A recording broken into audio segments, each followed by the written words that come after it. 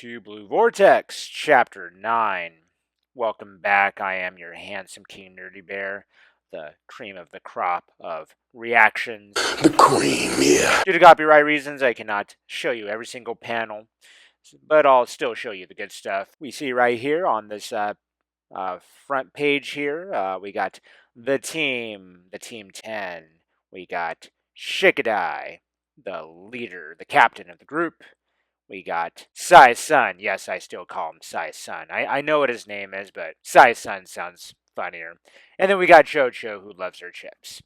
So, we go to the page. So, we have Jura. He talks to the team there, and of course, Himawari's there where we last left off in Chapter 8. Jura says, we thought we were chasing Uzumaki Naruto. So, imagine our surprise when we found this little girl instead. Himawari is just shocked to even see this guy, this creepy guy. You're right about that. And then Shikadai, he looks like he's communicating sensory unit. Do you copy? And then he continues on. This is Shikadai of Team 10. We've run into 2 likely trespassers. No sign of Master Sasuke. We request immediate backup. And Jura's just looking at this, and then Shikadai says, why come to such a remote place? You looking for something? And then looks like Jura's ready to like he pulls out a book from his little Beltmar cloak here. Looks like he's ready to preach here or something, but and then of course the team is kind of amazed. Whoa, he pulled out a book. What the? So Juro says he's flipping through the pages here. Aren't you? That's right, Nara Shikadai of the Kazamatori Amogi's Team 10 and the current Hokage's son. So then we flip the page here on pages 4 and 5. Shikadai is just witnessing all of this and says, yeah, so what? You have a message from my dad or something? Juro says, actually our business is with his predecessor. We came here following Uzumaki Naruto's trail. So frankly, we're surprised too. And then Inoji, Sai's son. So then Sai's son says, but there's no way Lord Seventh would be here. Because 3 years ago he... Hey, said Shikadai. They don't need to know that. And Juro says, I see. Well, he definitely doesn't seem to be anywhere in this village, for the only Nine-Tails signature is coming from this girl. And then Shikadai is shocked here. I think that's a shocked face. And a nice 4-shot panel of Sai's son, Himawari, Shikadai, and Chocho, the chip eater. And then Sai's son says, Nine-Tails. And Chocho says, what's he going on about? Plus, look at him. Gotta be a total baddie.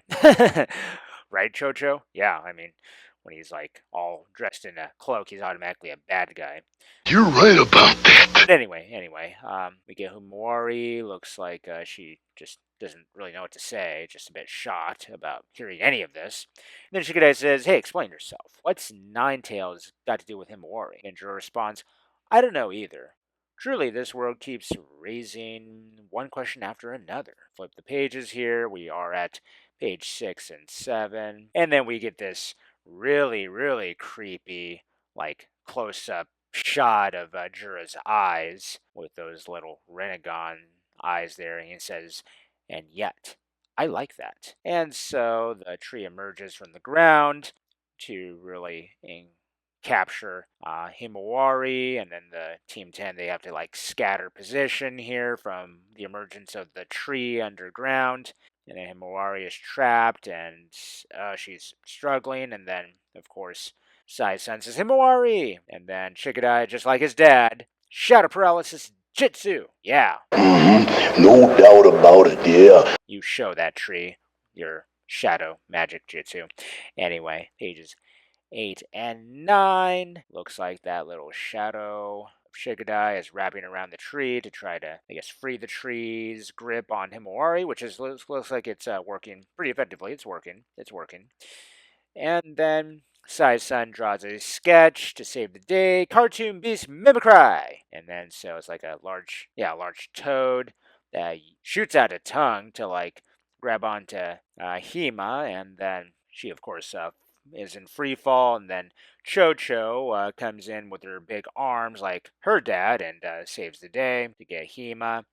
And she says, Hima. And of course, Inoji, Sai's son, he rushes over Himawari. Then Droox says, how magnificent. Such incredible coordination without a single verbal exchange. All right, well, at least he's impressed. Like, he's really reminding me of Jigen. Jigen was like super polite, even a bit honorable about certain things that you would find interesting. So he's like exactly like Jigen here. So anyway, we go to pages 10, 11.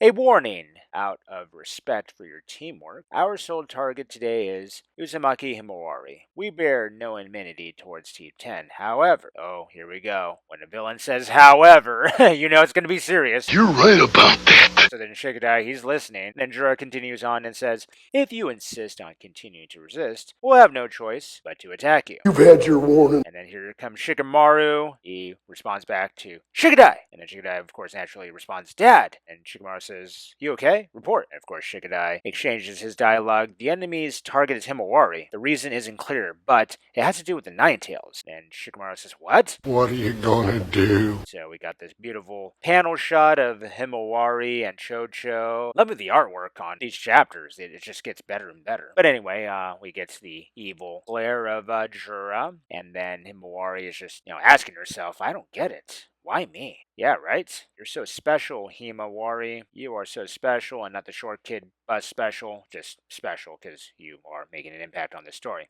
So anyway, we switch over to pages 12 and 13. We got Garbage Kawaki here. Nothing but garbage. Yeah, he's washed up. This is a voiceover communication by, Amato. He says, hey, wake up, Kawaki. And then, let's see, looks like we got a little panel of Jura just randomly just staring down. And then, Amato then says, what the heck is this guy? Even Amato knows that Kawaki is trash. Nothing but garbage. But anyway, we switch over. Looks like we're in a little more of a remote area with, looks like that might be trees or maybe a mountain formation of some kind. And then we got Boruto just chilling. He's looking at his karma, bringing back some old memories that are not very kind to his, his morale here. It's like, so Kashin Koji, this is Boruto. They've made a move. All right, we got some Kashin Koji action. So we got pages 14 and 15. We got a little toad. Looks like that surveillance toad that Kashin Koji uses. And looks like it kind of hops around and looks at those dead shinobi that have been impaled by the tree. And then Boruto says, where? Then Kashin Koji says, yeah, fly to the triangle. So it looks like Boruto, he gets back up with a sword. Cake flapping. I think Tyra Magnus was very famous for saying that on YouTube. Keep flapping! The man understands this. Then we got Boruto, he does his little hand gesture weave to do his flying Raijin, just like his grandpa. Over to these lower panels here, and then Shikadai says, let me ask you one thing. You said you came here following Uzumaki Naruto's trail, right? And then it looks like Jura is listening. And then, okay, it looks like Shikamaru is kind of listening to this voiceover action communication. Okay, that's cool. So then we get more from Shikadai. He says, but now you're after Himawari. Why is that? And then with Jura, he says, I'll be frank. The trail we followed is Ninetales. And we happen to sense his chakra signature in Uzumaki Himawari. And then looks like we get a little thought process from, let's see. I'm going to assume that's still Shikadai. He says to himself, what the heck? Why Himawari? Besides, I thought the Ninetales was dead. Bum, bum, bum! Plot twist. You don't know the madness, no! So now we have page 16 and 17. Himawari says, Ninetales chakra? And then Chojo says, relax, Hima. It's got to be some mistake. There's no reason for these wackos to be after you. Maniacism. And then Jura says, as I mentioned earlier, we're surprised too. But we need to find out why this situation exists. And by the way, this is Jura still talking here, and he says then, and we'll at least get one answer by devouring you, Uzumaki Himawari. Bird. Oh, how delicious. We go over to this other panel. We get Shikadai and Sai's son. They are just as surprised to hear that and say, devour. And then, of course, Hima is frightened. Those frightened eyes there. Looks like Droox says, "You've been warned." You've had 2 warnings. Shikacho. Oh wow, he actually said their team name, Shikacho. Yeah, alright. I said he's like really polite, like Jigen. But anyway, we go to pages 18 and 19. And then Shikamaru says, hurry up. Their current location is Sector D, northwest. Line of dialogue says, behind you, Nara Shikamaru, but don't look back. Okay, it's actually the toad that's talking? Oh, crapola. This is getting good. Oh my god. I'm so excited. But anyway, let me contain my excitement here. Let me continue to read these panels. So then the little toad frog thing, he literally just speaks out and says, link up with Yamamaka Ino. Boruto's entered Konoha. And then looks like we are back to Trash Kawaki here. Nothing but garbage. Who dented that little water tank and got washed up. Looks like Delta's to his rescue. You're hurting bad. Kawaki's still not really waking up. Okay, and then we switch over to this other panel. Delta says, you're finally awake. Don't worry me like that. How could I face Ida if you died?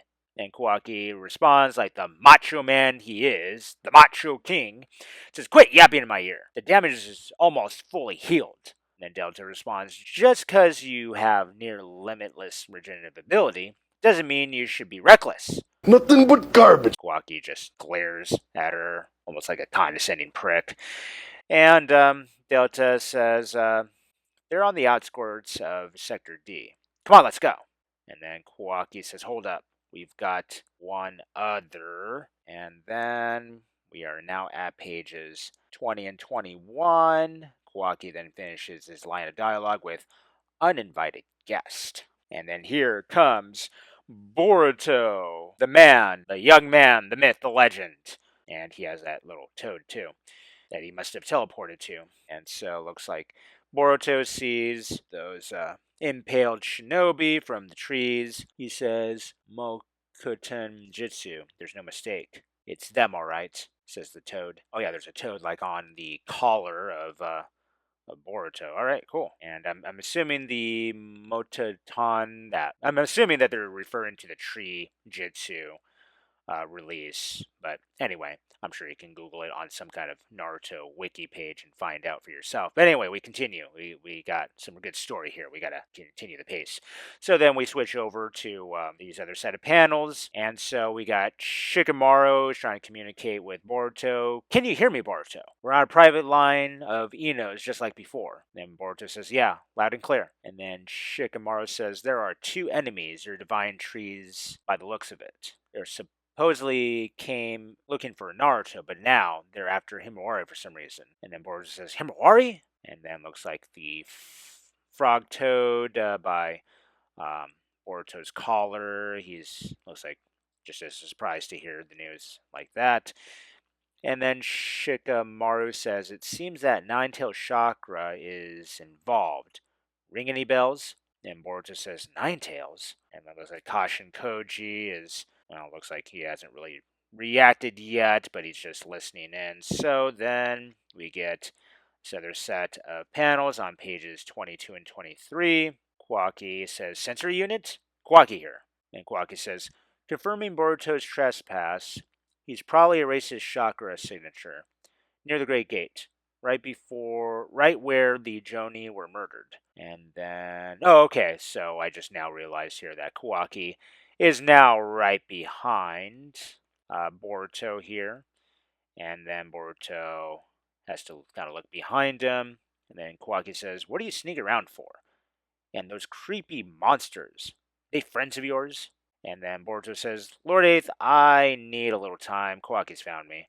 And then Shikamaru says, what? Yeah. And so looks like we got a little standoff on the little rooftop here with Boruto and Kawaki. And then Boruto inquires, and what are you loitering here for when Konoha is under enemy attack? Yeah. That's right, you tell him. Should be working his ass off to stop these monsters. All conversations are put aside right now, you know what I mean? It's like Kawaki says, that's some serious self-denial. You're the enemy of Konoha, Boruto. And then Boruto responds with enough. Put aside right now, you know what I mean? You're under control. Do you realize it or not?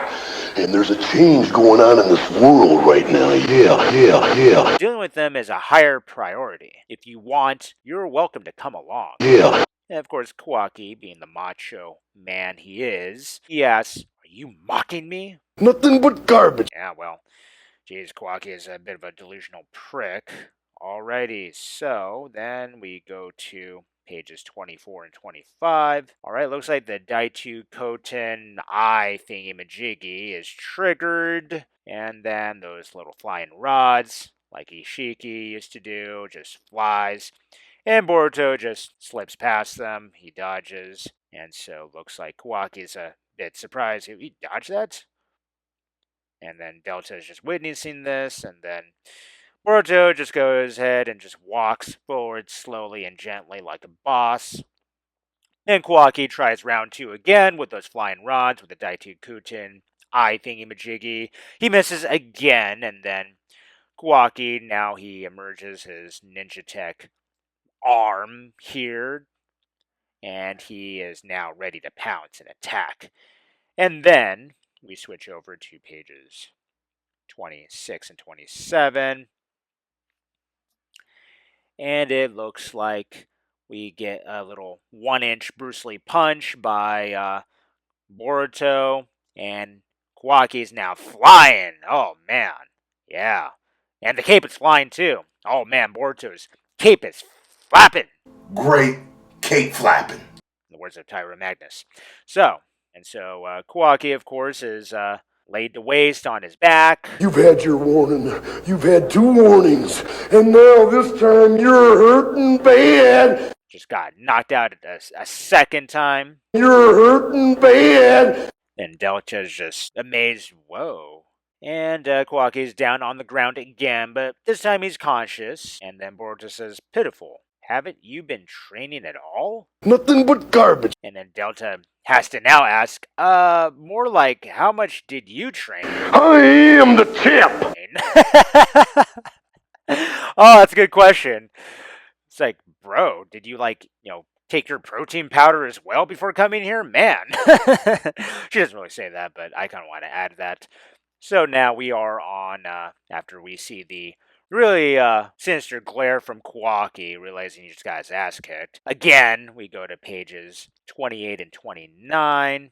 And so Kawaki activates his karma seal. You can see it in his eyes. Quite literally, you can see it in his eyes. And then Boruto notices this. And then, okay, yep, there's the karma marking arm. And Boruto now notices, okay, it's activating on my arm now. Damn, this is bringing back memories. Oh, awful memories. He doesn't really say that. I just wanted to add that. So then, of course, we got this really nice panel shot of the arm of the karma marking, followed by the toad by his collar. He says, "This is bad. Karmas are resonating." And Boruto is, ugh. And then Kawaki is just looking at him. It's like, yeah, let's dance, motherfucker. Let's dance with these karma resonance. Yeah, let's do it. He doesn't really say that, of course. I'm just wanting to add that. So then the toad, by Boruto's collar, he advises Boruto, "You need to leave now. Put distance between you, or you're gonna lose control." And so the karma marking is going over to his eye there. Yeah, this is really bringing back some memories, huh, Boruto? Yeah, so let's go ahead and we go to pages 30 and 31. So looks like Boruto, he takes off like Superman. Hell yeah, I love it that they have now incorporated some flying action. Yeah, love it. It's reminding me of Dragon Ball and Dragon Ball Z and GT and Super. But anyway, so Boruto flies off like Superman with his cape flapping. Cape flapping. Kawaki and Delta watch him take off, and Kawaki and his little karma marking resonance. And then Delta says, "What the heck?" And then Kawaki's looking at his karma marking, and Kawaki says he can't control his karma. And then now we have, looks like Hima and Sai-sun, they're on a big bird. They're riding on a big bird, and looks like they're trying to fly away from Jura. Jura just looks at this like, oh, big bird. Bird. Anyway, pages 32 and 33. Looks like Jura is actually now entrapped in the shadow paralysis by Shikadai. And then he says, "Hey, you might want to pay attention here." We're the ones you're fighting. And then Jura says, oh, right. And then Jura says, that's too bad. And then Shigadai is just looking all concentrated, and all of a sudden, Jura looks like he's forming some kind of energy ball. Oh, wow. That reminded me of that Tail Beast Bomb. Well, like a father, like grandson, his great grandfather was killed by a Tail Beast Bomb back in the war. Yeah, it really totally sucked. Very tragic. So we go over to this next panel, and then Shikadai's, oh shoot. And then here comes Chocho saving the day. She uses her massive growth arm to restrain Jura, and I guess the little energy ball looks like it's about to fall down like a basketball here. And then Chocho says, Shikadai! And looks like Shikadai has to dodge because it looks like that energy ball, it did actually shoot out. You can barely kind of see it on this bottom panel, but it does shoot out here. And then pages 34, 35, we get this magnificent panel of an explosion. Man, that little tiny ball that might have been only like maybe a tennis ball or a basketball at biggest, it caused that explosion? Oh my freaking lord.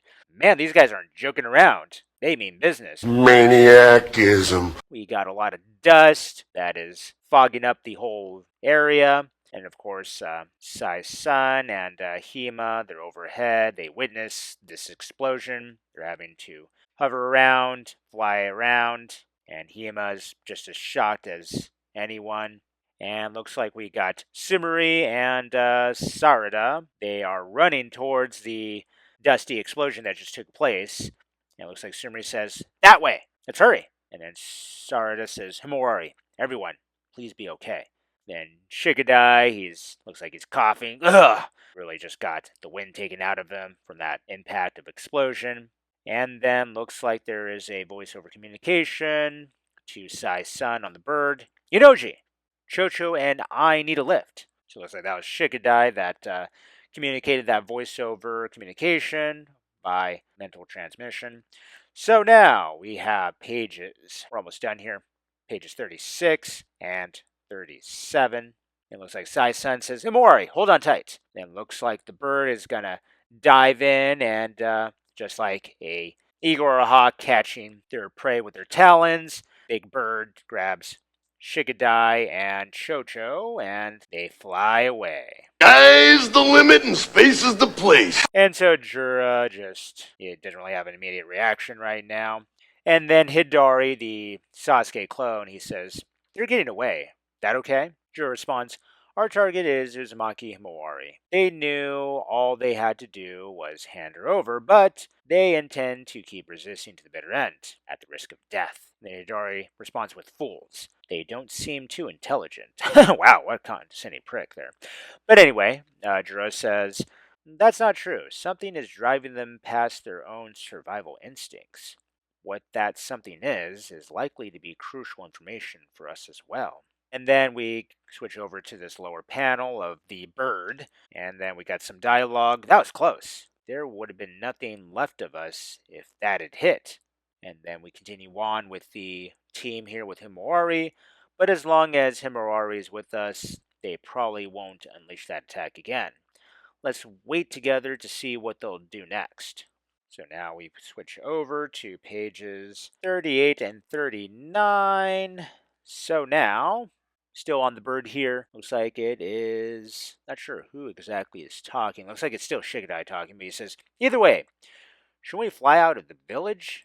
I really don't know who says this line of dialogue. Is it either Chocho or Inoji? I don't know. But anyway, then we get this other line of dialogue. It looks like it's Shigadai. He is actually responding to that little suggestion. Good thinking. We can lead them away and then looks like Hima. Looks like she enters some kind of staring into space, like kind of like in a trance maybe.